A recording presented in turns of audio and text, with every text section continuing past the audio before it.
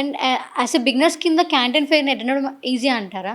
అసలు బిగినర్సే వెళ్ళాలమ్మా. నేను నా దృష్టిలో ఏంటంటే ఆల్రెడీ కొద్దిగా సోర్స్ అటాచ్మెంట్ ఉన్న వాళ్ళు ఏమైపోతారంటే డైరెక్ట్ పర్టికులర్గా ఆ సిటీకి ఇప్పుడు వాళ్ళు ఏదైతే టార్గెటెడ్ సిటీ ఉందో ఆ సిటీకి వెళ్ళిపోతారు. అక్కడ సోర్స్ చేసుకుంటారు, అక్కడ అలాంటి లాజిస్టిక్ పార్ట్నర్ని పట్టుకుంటారు, మెటీరియల్ తెప్పించేసుకుంటారు. సో బిగినర్స్ ఎవరైతే ఉన్నారో ఇప్పుడే స్టార్ట్ చేయాలనుకుంటారు వాళ్ళు వెళ్ళారనుకో వాళ్ళకి తెలుస్తుంది. ఇప్పుడు ఒక ప్రోడక్ట్ గురించి పోతే లక్కీగా ఇంకో ప్రోడక్ట్ నీకు కనెక్ట్ అవ్వచ్చు. ఇప్పుడు నేను వెళ్ళినప్పుడు కూడా అట్లే జరిగింది. అసలు గీజర్స్ చేస్తున్నాడు, ప్రెజర్ పంప్ విత్ గీజర్ అనమాట, ఒక కంపెనీ చేస్తుంది. వాళ్ళకి అసలు అది ఐడియానే లేదు. వాళ్ళు వచ్చింది ఏంటి అంటే కూలర్స్, మన ఈ హెవీ డ్యూటీ కూలర్స్, వాటికి కావాల్సిన మోటార్స్ గురించి వచ్చారు. వాళ్ళు ఏమైంది అంతా తిరిగి రిటర్న్ లో వచ్చేటప్పుడు లాస్ట్ ఒక స్టాల్ వెళ్ళారు. ఆ స్టాల్లో ఇవి ప్రెజర్ పంప్ విత్ గీజర్స్ ఉన్నాయన్నమాట.